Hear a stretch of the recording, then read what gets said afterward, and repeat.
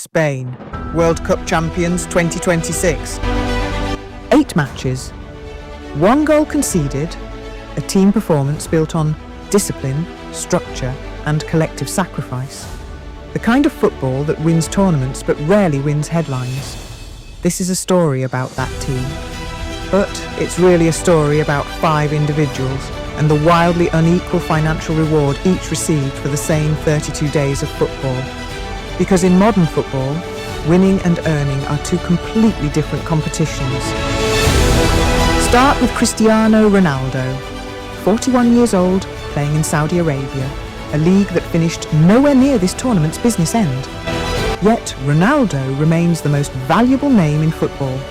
His salary at Al Nassr is reported at over $200 million a year. His lifetime deal with Nike is worth more than $1 billion. 1 post. That's not a season's income. That's not even a month's. That's 1 photograph with a caption.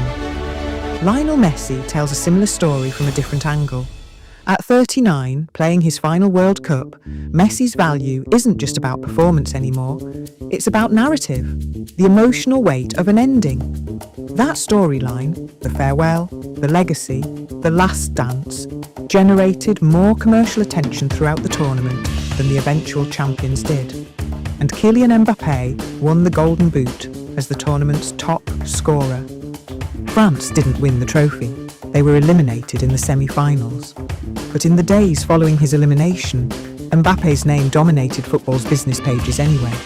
Not for his football, but for a bidding war between Nike, Adidas and Under Armour over where he'd wear his boots next season.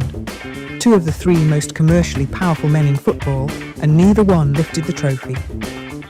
Now, meet the player voted the actual best in the tournament. Rodri plays defensive midfield, a position built almost entirely around not being noticed.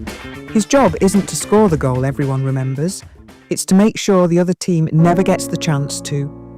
In the final, he completed over 100 passes and won the vast majority of his duels. Across the tournament, his positioning and distribution were central to Spain, conceding a single goal in 8 matches. He was named the best player at this World Cup. He was also the best player at the European Championships 2 years earlier. Rodri has now won the World Cup, the Champions League, and the Ballon d'Or, a level of individual achievement matched by only a handful of footballers in history. And yet, in the business press, this tournament wasn't remembered as Rodri's. Then there's Unai Simon, Spain's goalkeeper, 7 clean sheets across the tournament. Arguably the single player most responsible for Spain's defensive record. The record that made the rest of this story possible. He doesn't have a public Instagram account, not a small following, not a private one he keeps quiet, none at all. In an industry where visibility is currency, Spain's most defensively decisive player has deliberately opted out of the marketplace almost entirely. Put the 5 side by side, and the gap becomes almost absurd. Ronaldo could earn Unai Simon's entire annual income from other sponsors, combined from a single Instagram post. Rodri and Simon's commercial earnings don't even appear in the industry reports that track this kind of thing. Not because the numbers are private, because they're too small to be worth measuring. So why does this happen? It isn't a conspiracy. It's a business model. Sponsors aren't paying for football ability.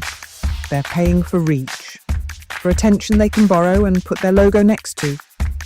A striker's goal is a highlight clip that plays 1 billion times. A defensive midfielder's interception rarely leaves the stadium. A goalkeeper's clean sheet is, by definition, the absence of an event. Nothing happens, which is exactly the point of the position and exactly why it doesn't sell. Marketability rewards moments. Football success is usually built from the accumulation of things that never become moments at all. This isn't new, and it isn't unique to 2026. It's the same imbalance that shaped football's economy for decades. Strikers earning more than defenders, attacking talent overshadowing the structure that makes attacking possible. Spain won the World Cup as a team, but football doesn't pay as a team, and until that changes, the game will keep producing champions the market barely notices, while rewarding brilliance that, more often than not, isn't the reason anyone actually won.